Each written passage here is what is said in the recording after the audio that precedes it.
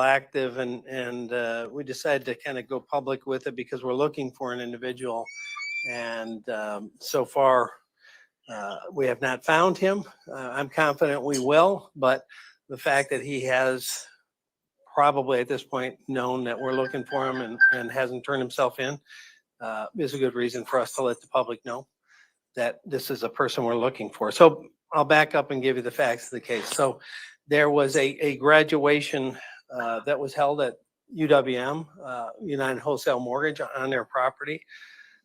They're a great corporate citizen, and they do a variety of events on their property, including let the community have access to it for different kinds of things, including in this situation, a graduation. It was a graduation for a school, charter school in the city of Pontiac. And at this graduation, there was a fight that broke out. And we got dispatched to a fight at 1840, which is 6:40 p.m. That was on, what day? Thursday? The third, rather. It was on the 3rd at, as I said, about 6:40 p.m. And it was dispatched for a fight. And our deputies arrived and began to gain some information from United Wholesale security team, which do a very good job on lots of levels with their facility, also with their professionalism, and with their interaction and participation as a partner with our agency. So they began to share information about what they saw, what they had been viewing on their camera systems. And as we delved deeper into it, it wasn't as simple as a fight that had been broken up and people pushed out into the parking lot that were combatants. We gained further information on scene that individuals that we had seen at this situation had been identified. And at that point, again, it was a fight, and that's all we had, and no one was wanting to press charges for assault. But it was more than that, clearly, as we learned later. A person approached our deputies and gave them information that a family member had told them that they had seen on Snapchat a threat to shoot up this graduation ceremony, this graduation. And so that information was relayed to our folks on scene. And then in partnership with the security, they began to look and dig a bit deeper, identified individuals that were part of this fight, and then began to figure out and backcheck where they were, where they went, and what they did. Determined that they had been seen putting packages under cars in the parking lot, and ultimately left the scene, and those packages were still there. So in cooperation with the security, our folks began to, as I said, investigate further, and ultimately determined that those packages were weapons that they had brought to this situation. And when you combine that with the post that had been seen that someone planned to shoot up this graduation, in our business, we call that a clue. Now you've got weapons at the scene, a post that talked about a shooting of this particular event, and weapons recovered at the event, fully loaded with high capacity magazines. Each weapon had a 40-round magazine, and they had one in the chamber and loaded magazines. One was a Glock handgun, and one was a kind of an off-brand. I forget the name of it, but we'll show you in any event. So we actually have the weapons here. We're not touching them because they're evidence on lots of levels, and still have some tests that are going to be done. But my first thing that I want to point out is, because of great cooperation with UWM security and our deputies, not just leaving it at face value of a simple assault fight, a high school beef, if you will, that they went deeper and found these weapons and found what really was undercurrent going on. And I believe probably prevented a mass shooting. When you consider the weapons that were there, the individuals that were involved who have a history of being involved with weapons and violence. One is on probation for a weapons offense. That's the one we're looking for right now, right? is on probation for a weapons offense. So they both have criminal justice involvement in the past involving weapons. And so these weren't brought to be simple accessories. And the other thing I'd like to say is we talk about criminal justice reform, and I'm really good with criminal justice reform when we're talking about nonviolent offenders. But we have individuals that carry and use guns illegally. I believe they need to be seriously charged, prosecuted, and held accountable, because a very small number of people do a large number of violent crimes. And so we can divert people that are nonviolent out of the system, but when we catch people that are violent, they need to be held accountable.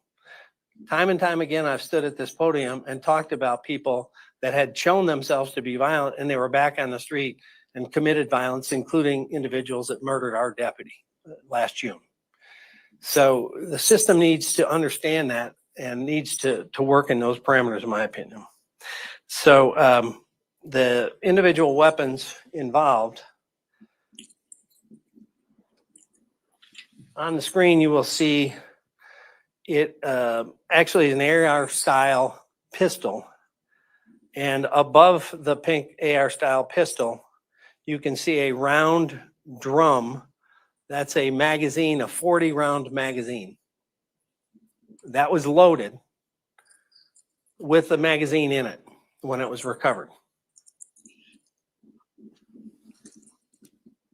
Was that in someone's car or underneath it? One of our suspects was carrying this, and when we were pulling in the parking lot, they put it under a car. Which suspect was that? We're not going to get deep into that. Both of our suspects had a weapon. So the primary reason we're doing it now rather than after arraignment is we have one suspect we're still looking for. Typically, we only identify suspects after they're charged and arraigned, but sometimes we do identify people when we're looking for them, and we're concerned they may either be a flight risk or danger to others. So I believe that's potentially in play here. So we'll get into the individual we're looking for. This is the other weapon, which is a Glock semi-automatic handgun. Again, a 40 round stick magazine on this. It was loaded at the time of recovery. So just those two weapons, without changing magazines, had 80 rounds of potential firepower. Shooting into a graduation, you can only imagine the outcome of that. Now, the one thing I would say, time and time again, because we've been here tragically, whether it's Oxford or other situations, after almost all the shootings you see either here or around the country, someone after will say, yeah, he said this, or I saw that, or I read a post. Share information, share information, share information. If you see something, say something. Someone saw that post and we didn't hear about it until after we had arrived on the scene. And it's only because we were there and something already had started. That kind of post, even anonymously, you can report through OK to Say or any methodology to let us have extra presence and know what we're looking for potentially in advance of it starting to happen. Now, thankfully, this got interrupted. And then because of the diligence of both security and our deputies, prevented. But we don't rely on luck in our world.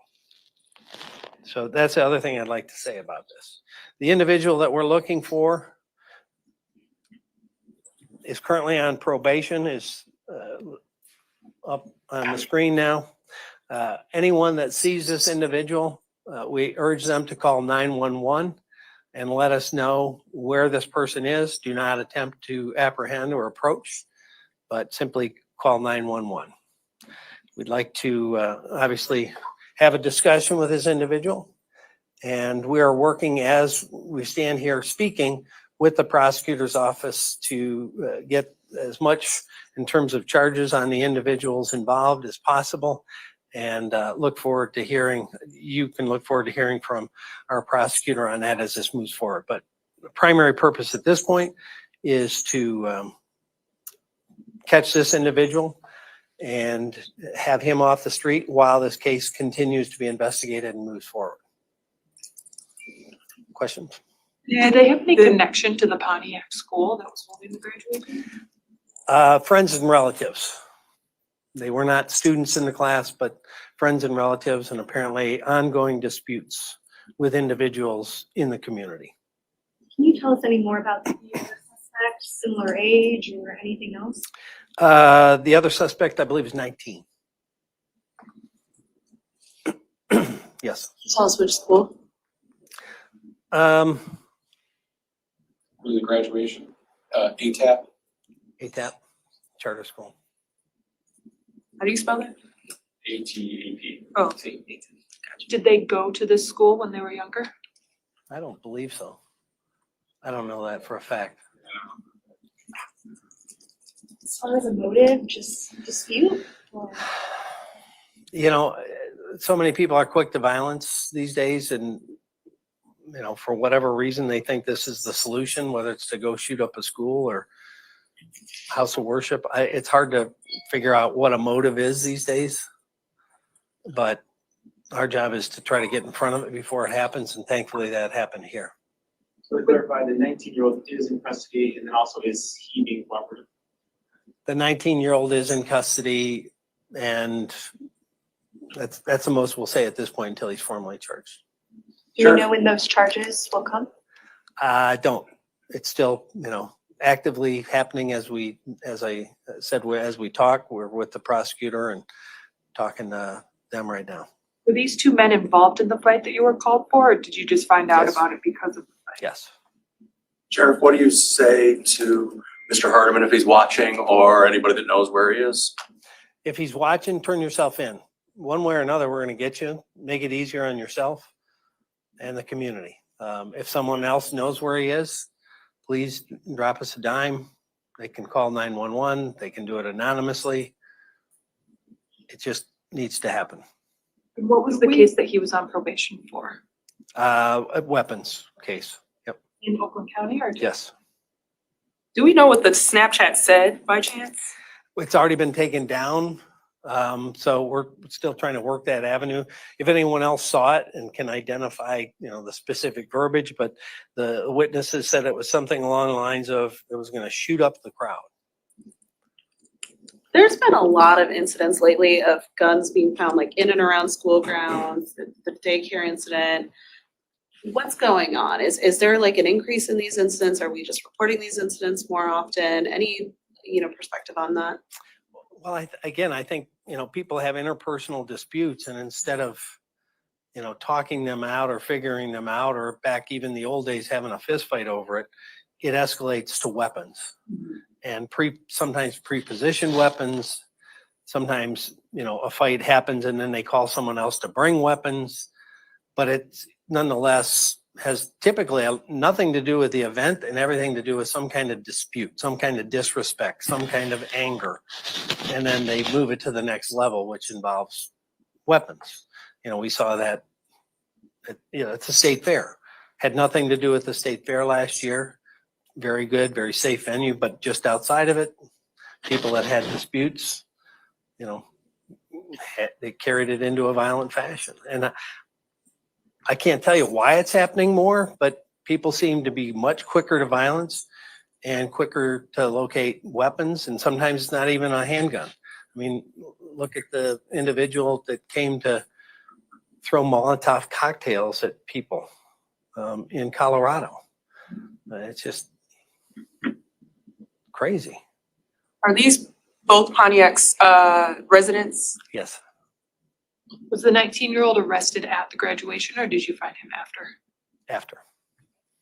How many guns were confiscated from the scene, The two I showed. not including those packages or the packages under the cars? That's That's okay. yeah. In that one picture with the backpack, that was the package, and that was what was in it. Were they wrapped in something, or were the guns just under the cars? Well, the one was in this backpack, and the other was just under the car. The other people involved in the disputes, are they cooperating with this investigation at all? No. And that's one of our other frustrations is lots of times when you have interpersonal disputes, you get an escalation of violence and a back and forth. And they're non-cooperative with us because they intend to exact their own measure of whatever they consider justice. And you'll see it at, a start and an escalation. And again, a very small number of people are responsible for the backs and forth. And oftentimes innocent people that just happen to be in the area are victims of that violence. And that's why, again, people that are caught carrying and using a gun illegally need to have very serious understanding they're going to go away, in my opinion.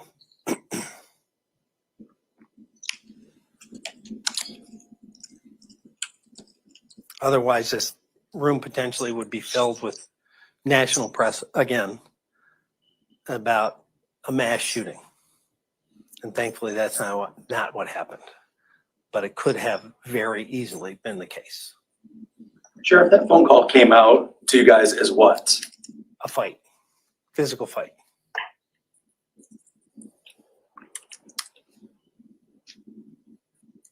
What alarms you the most about this?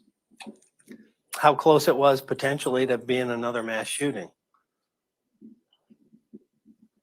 Wayne County is going to monitor social media to kind of look for these beefs before they start. Is that something you're thinking about doing here? Well, there's different programs you can, but on that point, there's a lot of push on the federal level to restrict access to law enforcement to social media information, even publicly facing information. If the public can see some threat or something concerning, why should we not be allowed to do that? It's called scraping. And, there's the ability to do that. And it has helped us in the past.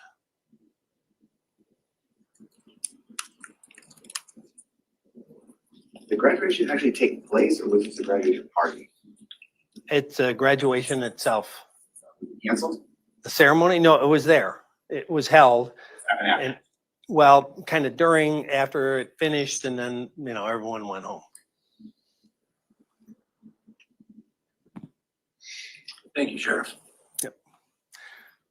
We have the actual weapons in the magazines too, if you want to get a little closer look. Can't touch it, any of it, because again, it's still being processed evidentiary wise. But Can we get pictures of it? Yep.